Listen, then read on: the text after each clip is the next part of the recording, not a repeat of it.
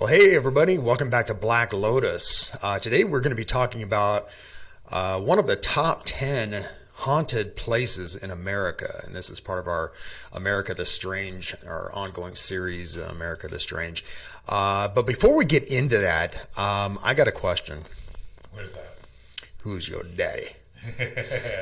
Happy Father's Day, everybody, and happy Father's Day to all you dads out there who do great work with your kids, and to you dads to be, and also to you dads out there who have taken over in the absence of the biological father. I think big shout out needs to go to them too. And also happy Father's Day to you abductees out there who may have a alien hybrid baby in space. You know, at least don't have to pay child support, I guess. Also, I want to mention, I want to give a shout out about this. We have that group over at Facebook, and it's called the Black Lotus Discussion Group, and I'll drop a link for that down in the description. But we have a lot of great people there. You know, we have author G.L. Davies there, who was a paranormal investigator. We have Kevin Malik as well as his wife Jennifer, and they are both specifically into like lake monsters and stuff like that. But they do a lot of paranormal investigations, and she's a demonologist. A lot of great people there. Cameron Brower, who has his own podcast and called My Alien Life, which is really good, actually. He gets a lot of great people on his show, a lot of experts. But in any case, if you're interested in the stuff we talk about at all, you got to get over there and join this group, because it's a great group of people, a lot of experts in their fields. So anyway, let's get into this today.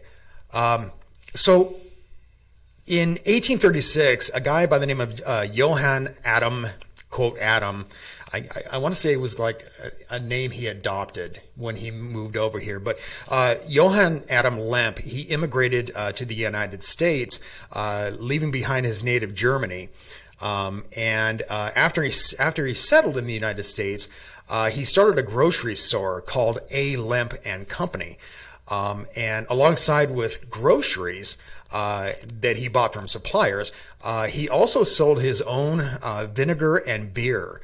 And by 1840, he was focused solely on manufacturing and selling beer only. And it really took off. And he formed what was then called the Western Brewery. And it quickly became very popular because at that time a lot of German immigrants were coming over at the time, and all they really sold otherwise was like British ale, and so right, and so a lot of the Germans really appreciated it. So his business went skyrocketing, just through the roof,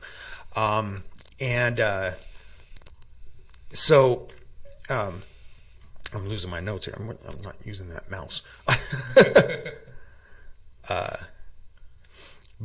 Anyway, so by 1862 he had died, and that was the year of his death. And the Western Brewery was among probably one of the most successful in Missouri.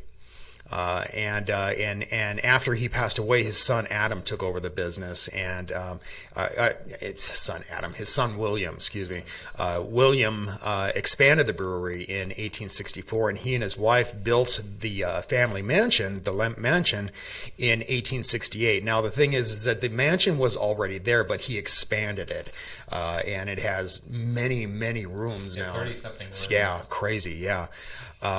And they had a lot of children, and unbeknownst to the family, one of their kids, his name was Friedrich. He had a significant health problems that would lead to his death in 1901, and he died of heart failure. And he was, I think, like 28 years old at the time. So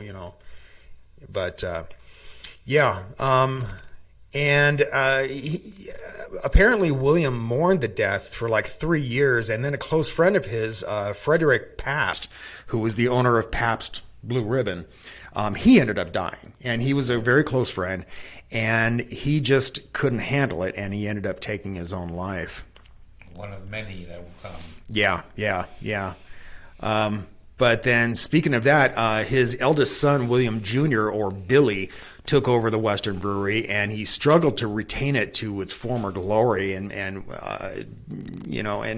one of the things that happened is that Prohibition had come along, and he had made a non-alcoholic beer, but it just didn't fly, right. But anyway, this proved to be more than Billy can handle, and approximately 4 years after, on September 29th of 1922, Billy became the second Lemp to take his own life. And supposedly, this is one of the things that I found kind of interesting about this, is that Billy was kind of a wild partier. And evidently, he had an affair. Now, this is all speculative. Nothing's been proven. But he had an affair with a woman, and the product of this is he had a son who was born with Down syndrome.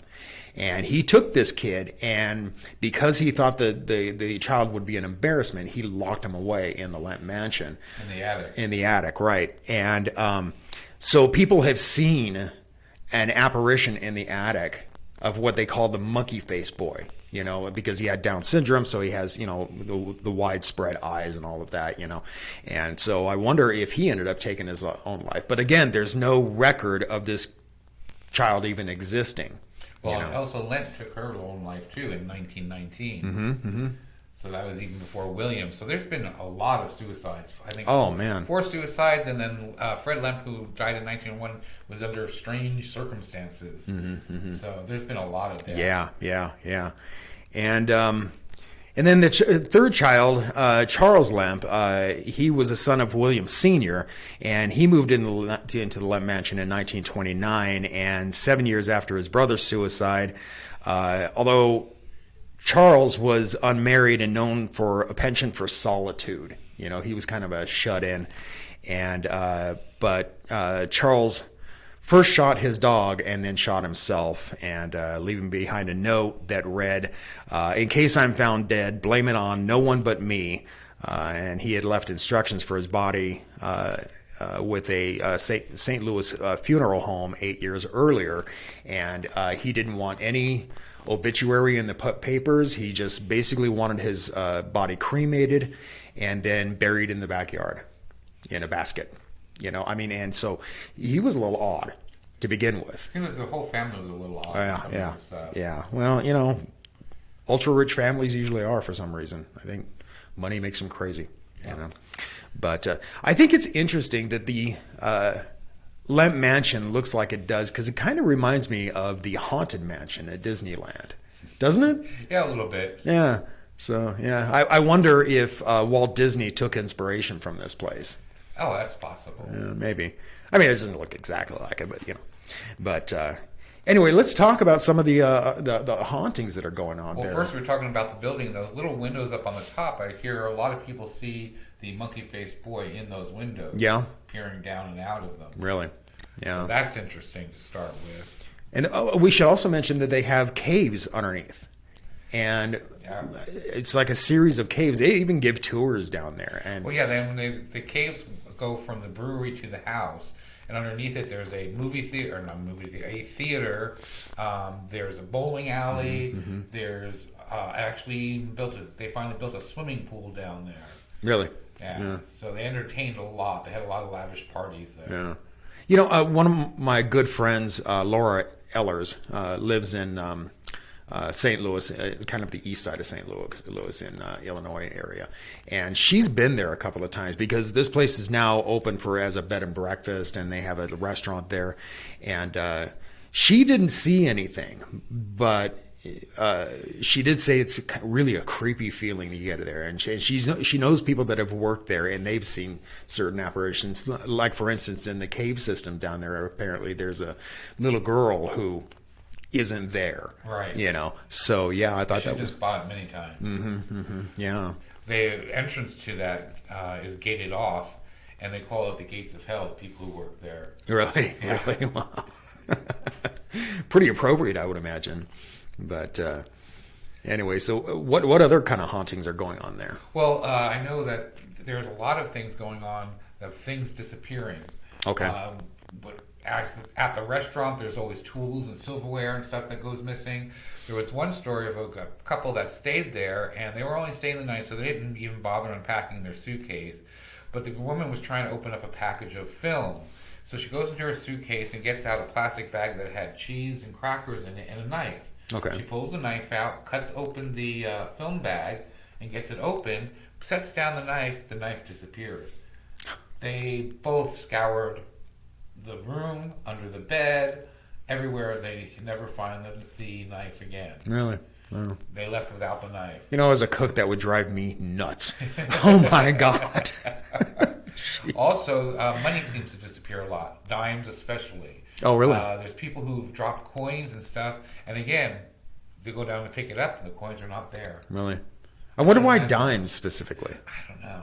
Oh, that's kind of weird. Yeah. Maybe because they're small. Could easy be. to pick up. Yeah, maybe. Yeah, light. Right. But lots of apparitions, lots of voices. Many people have heard the voices of the monkey child. Okay. The monkey voice saying, "Help me, get me out of here," things like that. Really. Yeah, because I know he was locked in Right. to the attic or something. I think it was the attic, right? Right. Yeah.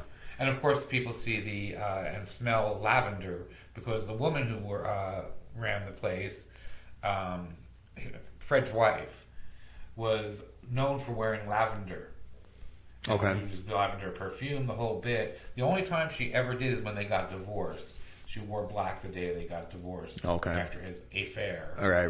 But many people have seen apparitions of her especially down by the main entrance in the halls. Oh, okay.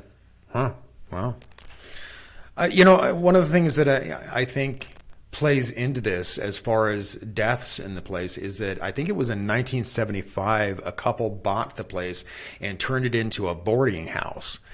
And it didn't last long, but, you got these people who are like, they used to be called flop houses. Right. And it didn't last long, but I wonder how many deaths occurred there then too. Probably a lot. Because there really isn't much of a record for that, So, yeah. Also, people have been actually touched by the ghost. There's one woman who stayed there that said that she felt like someone was petting her hair. Oh, okay. Several times during the night. Yeah. I don't know. That would scare me more than anything. Seeing something is a lot different than having something touching you. Mm-hmm. I've heard people that are just attending the restaurant that somebody will touch their shoulder or something like that, and the people will think, well, it's the waiter. What are they doing touching me? And they'll turn around and there's nobody there. Wow. So yeah. Just creepy. This place is weird, man. Like I said, I likened it to the Haunted Mansion at Disneyland, but I don't know, man. This is the real Haunted Mansion. Really? There's a lot of hauntings that go on here. I've heard that it's, the people that stay the night, also, they experience like covers being removed from them or whipped away from them, or it smells of cigar smoke. Mm-hmm. Cigar smoke. That's Yep. very common too. Yep. So yeah, this is a weird place. It really is. Lots of pictures with orbs in them too. Oh, okay. I've read about that. Orbs and weird apparitions, like smudges of white on the photos that they have no idea where they're coming, where they're coming from. I have to say that, I was once a big believer in this whole orbs thing, but the more I've looked into it, the more I really question it, because, especially today where we have digital cameras, and when you take a picture with that, it picks up every little thing.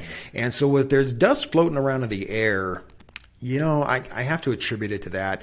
I've seen pictures where, you see like a white flash through the thing. And that could be explained through maybe, even the older cameras with like the little camera strap may have gotten in the way or something like that. So I have to question these things. I'm not saying they're not real. I'm just saying that it seems to me that they're very possibly not real. Especially like I said, in today's age where we have the digital cameras and digital video. Picks up everything. Yeah. Micro. Yeah. My daughter was taking some video of my grandson not that long ago, and he had all these orbs around him. And so that's what piqued my interest about that. And I really started looking into it, and I don't know, man. I saw those pictures, and I have to say I wasn't that impressed, but it was odd. But see, the way these orbs go in video, that's it looks like they have a mind of their own. But that's the way dust particles react a little bit of wind. Just a slightest breeze. Yeah. So they could be coming along like this and suddenly dart. Yeah. So I don't know, man. But anyway, let's get back to this. So what other haunting did you find? Well, I know there was in the attic, a lot of people see stuff since the boy was there. There's a lot of feeling of remorse and sadness and very creepy feelings, especially in the attic, which makes me believe more that there really was somebody who was put up there. Yeah. This one lady had a balloon following her around up there. They had put some balloons. I don't remember what the occasion was they were doing. They had some balloons, but they were left in the attic, and she said one of them just followed her around. And that would be pretty spooky. Yeah, I think I've heard other stories about balloons and children, deceased children. In fact, I saw one recently where a mother was attending her young child's funeral, and they had balloons there, in front of the casket, and she was just really just crying and just visibly just horribly upset. And suddenly one of the red balloons released itself from where it was sitting in front of the casket and slowly made its way over to her and wouldn't leave her. Interesting. Yeah. And yeah, I don't know, man. Because granted, like the orbs with the dust particles, the slightest breeze is going to move it. But it just stayed right with her. So people were saying, that it was possibly the spirit of the child coming to comfort the mom. I thought it was really interesting. Another thing that seems to happen in the mansion a lot is doors opening by themselves. And cupboards and stuff like that. Yeah. And medicine cabinets. So, I don't know. There seems to be an awful lot of activity in this house. And there are a lot of reports. We're just touching on some of them, Oh, yeah. There's just a ton of reports. This is one of those we need to set up a GoFundMe page to go explore ourselves. I would love to go. Yeah. In fact, when I moved from Minnesota, I stopped by St. Louis and met up with Laura, and she had told me about that she had gone to this place, and I'm like, oh man, I want to go, but time constraints, Right. So. Interesting place. Yeah. Maybe someday we'll get to visit. Yeah, that'd be fun. But anyway, let's wrap it up, you think? Sounds good. Folks, thanks a lot for watching. Don't forget to like and subscribe. We do very unique videos here. We rarely ever repeat ourselves, and we talk about everything from the paranormal to Bigfoot, Loch Ness Monster, to all cryptids and UFOs and aliens. So definitely, if you're into that stuff, and I know you are because you're watching, definitely subscribe to us. I think you'll like our channel. And so anyway, until next time, keep thinking and question everything.